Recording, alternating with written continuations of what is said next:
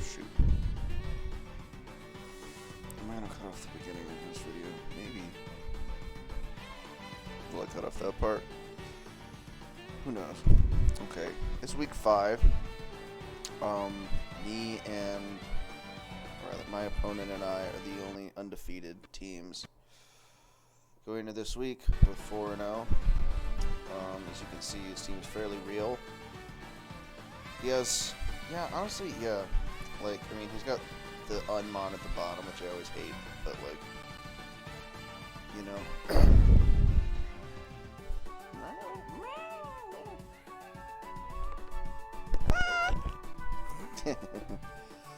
Outside of that, like, these are all like bringable Pokemon. No. He is still top heavy, which I always hate, but like Mesprit and Porygon 2 really pose problems. Tentacool does too, to be honest. Tentacool isn't the easiest thing for a Naganadel to deal with, but neither is a Terra Porygon 2, so let's see what we got. Okay, we're gonna just go ahead and bring Scarf Naganadel to start to guarantee that we can get over a Booster Valiant and guarantee to deal with that. Now at +1, a Booster Valiant, something like a 40% chance to live a Sludge Bomb, but with the plus 30%, it was better than like the 60% for Sludge Wave anyway, so it's fine.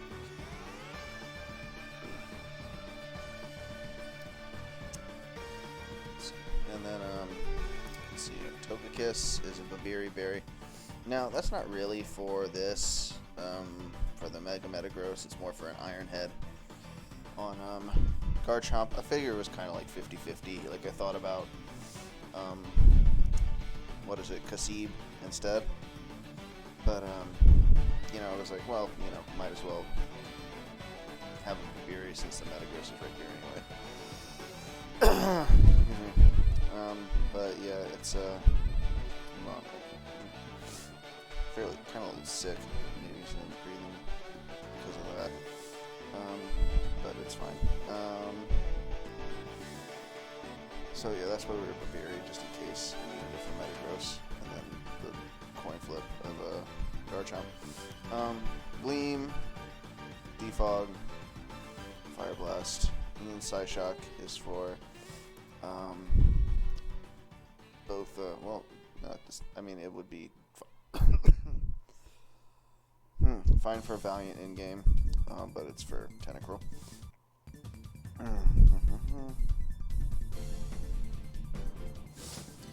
Citrus Berry is interesting for Serperior because it lives a lot of hits, just naturally, just one, and then so with Citrus Berry it should live a second one.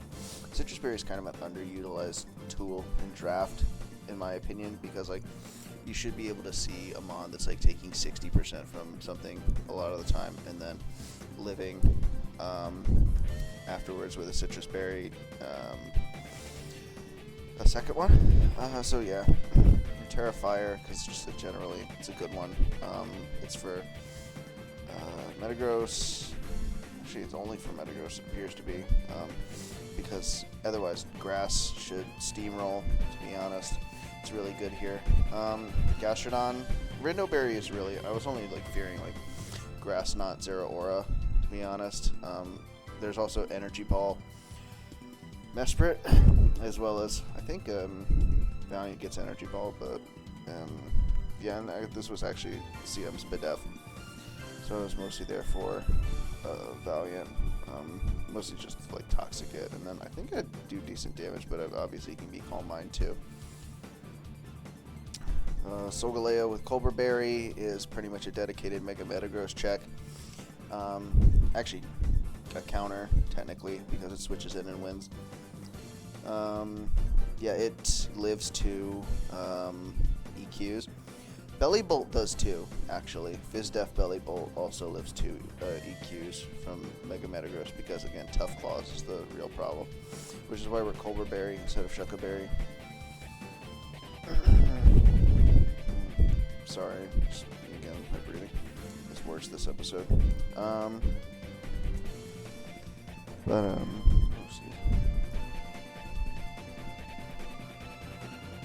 Yeah, okay. If I do this, it won't breathe out directly into the mic. And Megalopunny is a good, like, Healing Wish. He has like a lot of mods that can do annoying stuff to us, like these two in particular. And then yeah, these are like, you know, almost like status bots. So Healing Wish is like a legitimate move to like return something like a Superior or a Solgaleo that can be really helpful in the end game to full health. And then outside of that, I actually did not bring Triple Axle, but that's because Return and Triple Axle, I believe, both do hit the Garchomp. Obviously, I mean, I'd imagine that Triple Axle would one-shot it, but like, I think I almost like didn't want to deal with like all the chip, because he could easily just be Rocky Helmet for that. So I didn't want to play around with regards to having to basically die. I think how much is that? Because it's how much percent? Like 16, or is it like 12? And then times 6. It's like too much. And then like you can miss as well. So 2 hitting with HJK or Return, both of which with 2 hit is fine. And then yeah, so let's spread for Zeraora. No. Okay. Yeah, it's a scary team that we're dealing with. We've got Solgaleo for this. Solgaleo can help with this. We've mainly got Naganadel for this. We've got Togekiss for this. We've got honestly Superior was better for this. But like, it's, yeah, we're gonna go ahead and do what we can. Okay. It's basically, I mean, it's the mods brought is nothing like that I would really be shocked by. I think in prep I saw Tentacruel actually, rather than almost saying Mesprit. But Mesprit is good here because it has like all this utility into me. By the way, I'm also Sticky Hold because it prevents Trick. And I really think that, like, you know, because I like to play more defensive style, Trick is very much in play.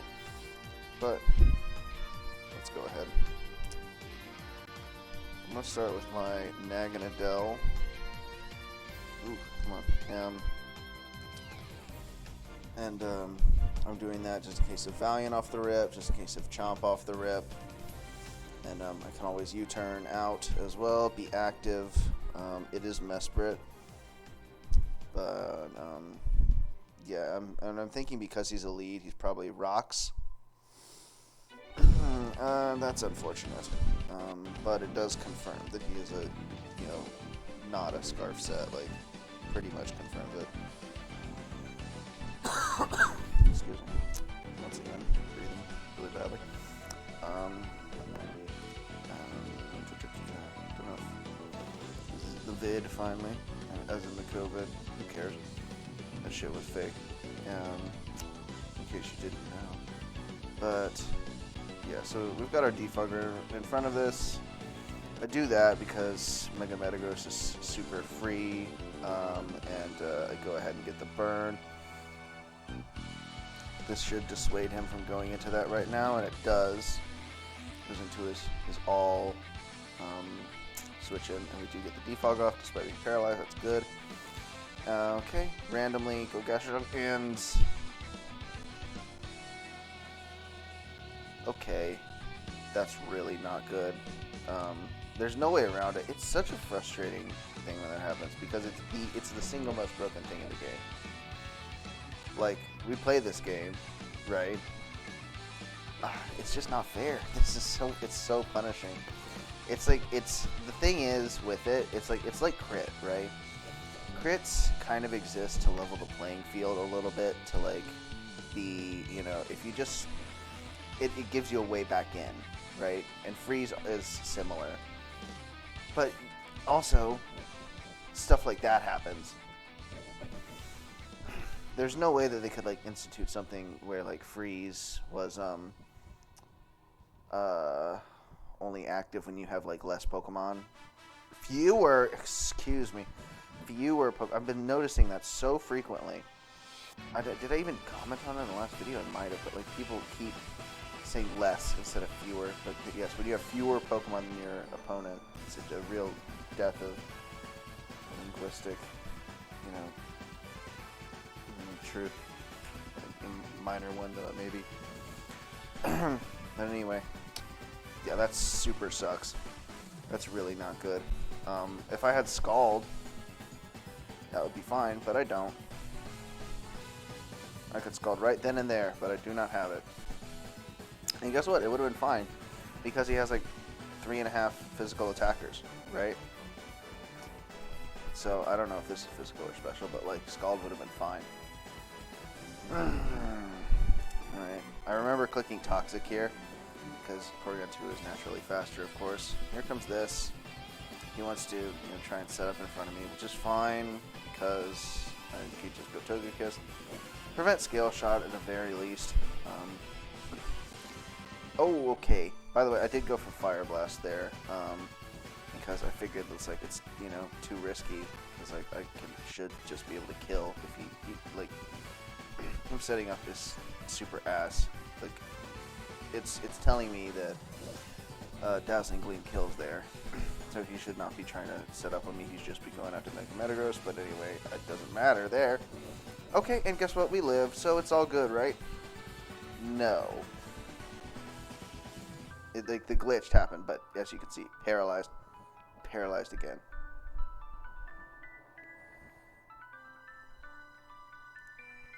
Yeah, I'll show it again. Just absolutely tragic. Parrot twice and frozen. Yeah, that's just great. Wow.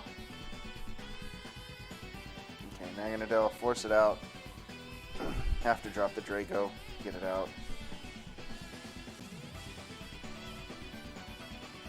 Teleport's free. Here's Metagross, but we are faster, and at least we can just get some U-turn chip, which I believe is crucial, by the way. Go ahead, Solgaleo, like I said, is our dedicated counter. Agility is meaningless. Knock off that Culver Berry, get the EQ, and indeed, we did need that U-turn chip. So, we're playing fine. We're just getting hacks out of our asses here. This is stupid. Okay. Oh, okay. So I knew it was Terra Flying, as I saw. Look, I wasn't going to go for my EQ. Morning Sun up. This is all fine. I have Toxic. Not worried about this. I can Morning Sun till the cows come home. I might as well go into this to try and unfreeze, to be honest, or on the Plasma Fist. Oh. Wow. That is a crazy set. Okay. Because also, look at that.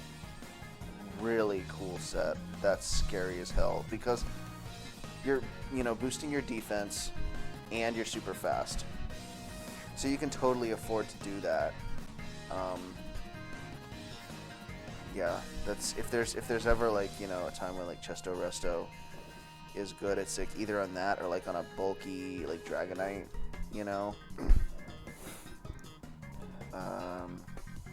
to just like get back all the way up and get rid of like a status that really makes sense as a counter here. So now I'm cooked, probably, right?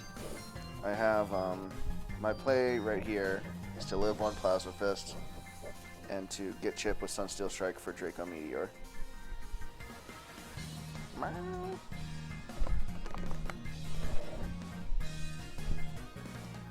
And I overpredict. Well, see, at this point I got like madder at myself for making that overpredict than for, because I mean it's more productive to be mad at yourself than to be mad at the hacks. So okay, let's play out the scenario in which I scarf Draco here and he does die. Okay, Iron Valiant obviously comes out for free. I don't know what kind of Iron Valiant it is. I should be able to go hard into Mega Lopunny regardless, because even if he is faster with a booster energy, then I'm fine sacking Mega Lopunny, and then just going back out into Naganadel and Sludge Waving. But at that point, he can very easily go Porygon. I mean, it's actually Sludge Bomb, but anyway, he can still very easily go either Porygon or Garchomp. Maybe I can go Serp on the Garchomp. Of course, then he can Scale Shot very freely. And he does have a Poison Jab. I do have Terra Fire, but like, yeah, it's very difficult from here on out. So that's why I tried to make the play, because I thought Draco was extremely telegraphed, and I had to try it to. My guess was, I don't know if I had to try to punish the Greed, but punishing the Greed would have definitely helped. I don't know. I don't think I really had to punish the Greed, so that was probably a misplay. And that's all there is to it, because look at this. Sheesh. Yeah, this is never gonna live this. It's way too strong. With the Terra flying, like, ridiculous. Maybe if I had Quick Attack, I would have been fine. But like, yeah. But anyway, he's +2 Death. I'd have to be Fake Out and Quick Attack probably to get through that. Yeah.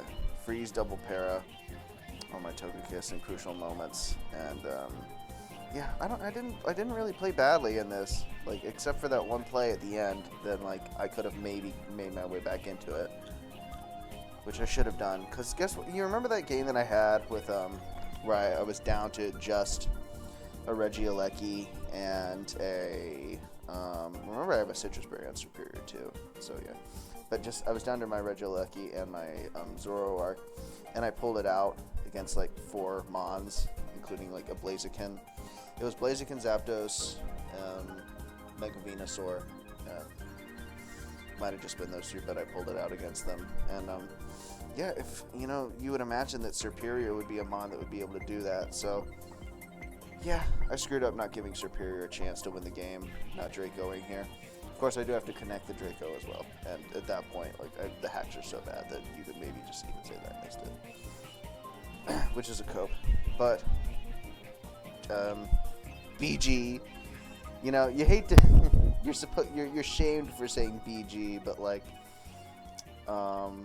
the hacks were really bad. Freeze is literally worse than an Oko. Like, it is, because you just sit there. There's free turns. An Oko, it's free switch, right? So, sheesh, it's so bad. Okay, but like also, yeah, I should have been good at the end. Very unsatisfying for both things that were in my control and things that were out of my control. That'll be it.